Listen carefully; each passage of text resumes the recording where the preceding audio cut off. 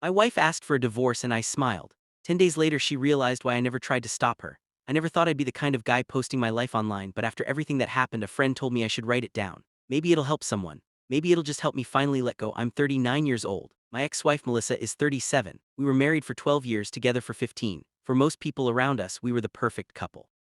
That's what made everything so funny in hindsight. Perfect marriages don't end because of one argument. They don't collapse overnight, they rot slowly, quietly, like wood eaten from the inside. And by the time you notice, the house is already falling apart. I met Melissa when we were both broke, really broke. I was working double shifts at a warehouse and taking online classes at night. She worked as a receptionist at a dental office. Neither of us had money, neither of us had connections, but we had dreams. I remember our first apartment. The place was awful: tiny kitchen, thin walls, neighbors who fought every weekend, the heater barely worked, but Melissa used to laugh and tell me, one day we'll look back at this and miss it. Honestly, she was right. Those were some of the happiest years of my life because back then we were building something together, not just a marriage. A future years passed, I got lucky, or maybe luck had nothing to do with it. After years of saving and working nonstop, I started a small logistics company, nothing glamorous, just transportation contracts and warehouse management. But business grew slowly at first, then faster than I expected. By the time I was 36, we were doing well, really well. We bought a beautiful house. Melissa quit her job because she wanted to focus on herself. I supported that, no questions asked: spa memberships, designer bags, vacations, anything she wanted.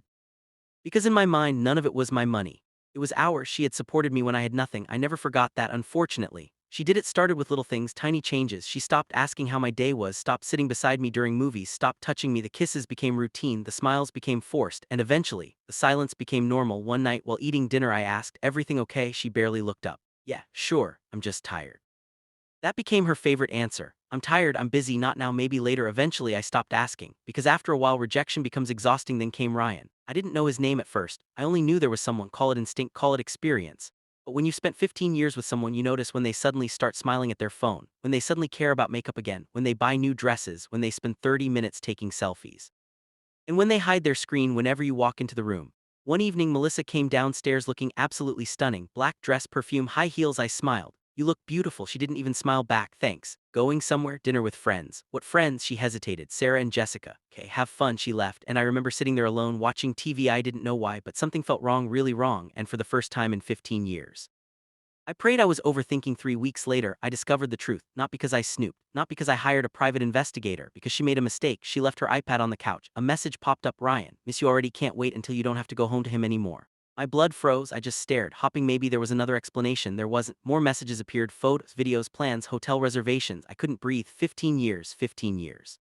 Reduced to text messages and heart emojis. I wanted to scream. I wanted to wake her up and demand answers. Instead, I sat there completely silent, and that's when I saw another message Ryan had written: "Once the divorce is done, you'll get half. Then we'll finally start our life together." Half, that's what they were waiting for. Half. I sat there in the dark, and strangely enough, I wasn't angry anymore. I was calm because Melissa had no idea. I had discovered everything, and she had no idea. That 6 months earlier, I had already made decisions that would change both our lives forever. 10 days later, she asked for a divorce. For 6 months, I knew. 6 months. That's how long I lived beside a woman who kissed me goodbye every morning and texted another man the second she got into her car. People ask me all the time how I stayed calm. The truth, I wasn't calm, I was destroyed. But I was destroyed quietly. The first week after discovering the messages, I barely slept. Every time Melissa smiled at her phone, I felt sick. Every time she said she was out with friends, I knew exactly where she was, but I never confronted her, not once. Because I needed answers and because I wanted to know who she really was. Turns out she was more than willing to show me. 2 days after I found the messages, she came home around midnight. I was sitting in the living room pretending to watch a baseball game. She walked in smiling. "Still awake?" she asked. "Couldn't sleep." "Oh, that's it." "Not sorry I'm late." "Did you eat?" "Nothing." She walked upstairs, and I sat there wondering when my wife had become a stranger. A week later, I met Ryan for the first time, completely by accident. I was grabbing coffee downtown before a meeting when I spotted Melissa. She wasn't with Sarah or Jessica. She was sitting across from a man wearing a navy suit, laughing, holding his hand, smiling the way she hadn't smiled at me in years. Ryan, he looked successful: expensive watch, nice haircut, confident. And younger than me, maybe 32. I stood there for a second, invisible, then I heard him say something that made my stomach turn. "Just be patient. Once you get your share, we'll buy that beach house." Melissa laughed. "I know, Daniel won't suspect anything." Two of them laughed, 15 years together, and they laughed. I walked away before they saw me, and strangely, I didn't cry, not anymore. Something inside me had changed that night. Melissa climbed into bed. I was pretending to sleep. She wrapped her arm around me for the first time in months, and I almost laughed because now I knew why. "Guilt, nothing more," she whispered. "Love you." And for the first time in 15 years, I didn't say it back. She didn't even notice. 3 months earlier, before I discovered the affair, something else had happened. My father passed away. Before he died, he sat beside me in the hospital. "Danny," he said weakly, "you work too hard for everything. Protect it." I laughed. "Protect it from what?" he smiled. People change? I thought he was talking about business. I didn't know he was talking about life. Dad had been a lawyer, smart man, always planning 10 steps ahead years earlier.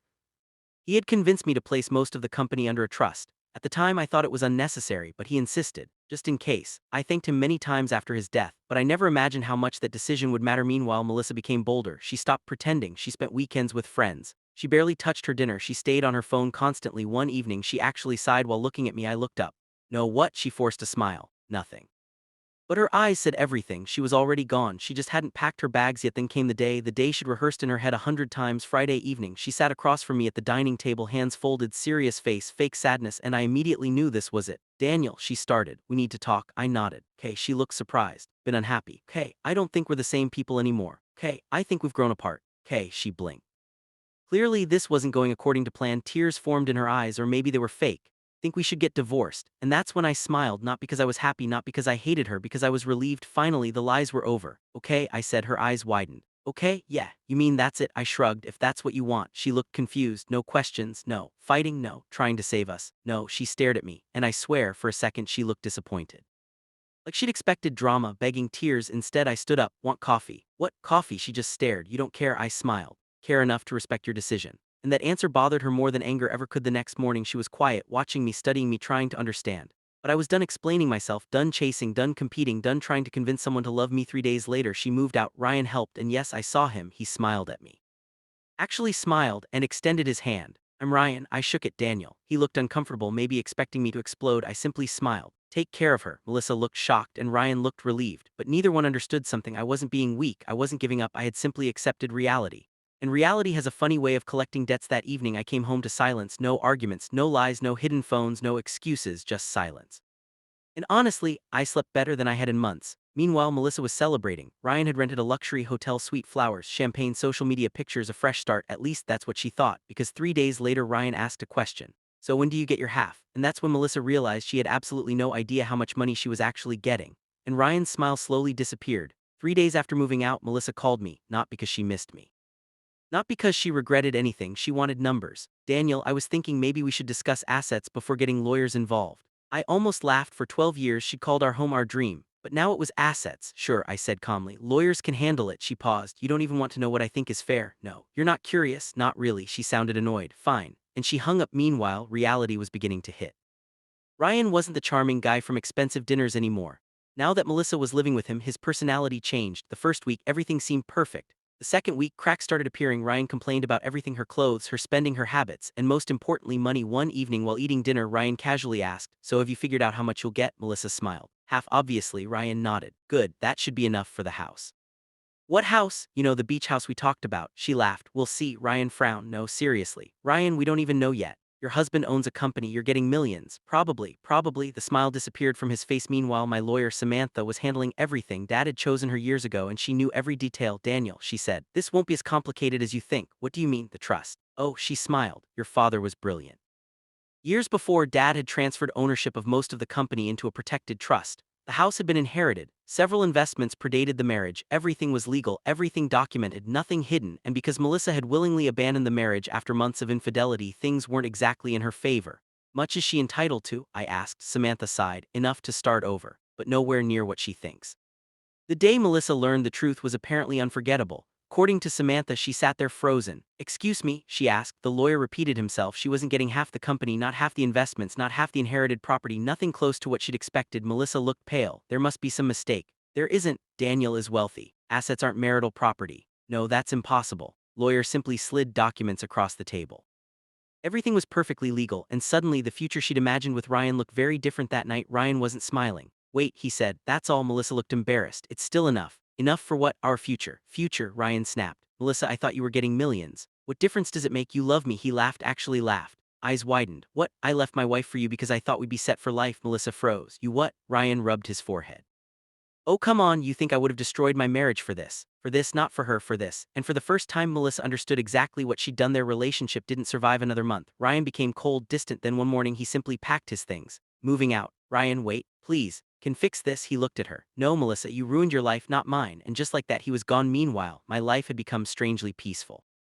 I started going to the gym again, started fishing with old friends, started sleeping, actually sleeping. People noticed. Daniel, you look younger, you seem happier, you lost weight. Truth was, I wasn't happy because Melissa was suffering, I was happy because I wasn't suffering anymore. There's a difference. 6 months later, I met Emily, completely by accident. She spilled coffee on me at a bookstore and was absolutely horrified. Oh my god, I'm so sorry, I laughed. It's okay.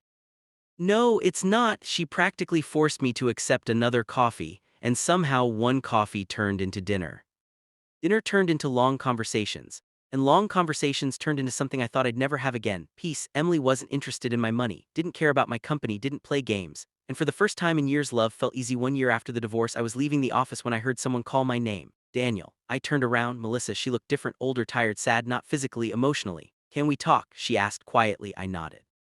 We sat on a bench outside for a moment. Neither of us spoke. Then she started crying. I'm sorry, I stayed silent. I ruined everything. Still silent. I thought I was unhappy. She wiped her eye. But I was just selfish. Silence. Ryan left. Silence. I lost everything. Silence. And then she said something that broke my heart. Nobody will ever love me the way you did. I looked down because despite everything, part of me still cared. But caring and going back are two different things. Forgive you, Melissa, she cried harder. You do. Yes, we try again. And there it was, the question, the one I had imagined asking myself 1,000 times. Could I, maybe, did I want to know? I smiled, the same smile I gave her the day she asked for a divorce. Melissa, I forgave you a long time ago. Her eyes filled with hope, but then I continued, and I moved on. She froze. I met someone. Tears stopped. You what? Her name's Emily. She lowered her head and I saw it, the moment reality finally arrived. Not anger, not jealousy, regret, pure regret. As I stood to leave, she whispered, give anything to go back. I smiled sadly. Problem with life, Melissa, is that we only understand the value of something after we've already lost it. She cried, and I walked away, not because I hated her, not because I wanted revenge, but because some chapters are meant to end. And some people are meant to become lessons. 3 months later, Emily and I got engaged, simple ceremony, close friends, family, peace. And on our wedding day, while everyone celebrated, I remembered something my father had told me in that hospital room. People change. He was right, people do change, sometimes for better, sometimes for worse. But no matter what they choose, life eventually reveals who they really are, and in the end, the greatest revenge isn't making someone suffer, it's living a life so peaceful that their absence no longer hurts. And that's exactly what I did. End.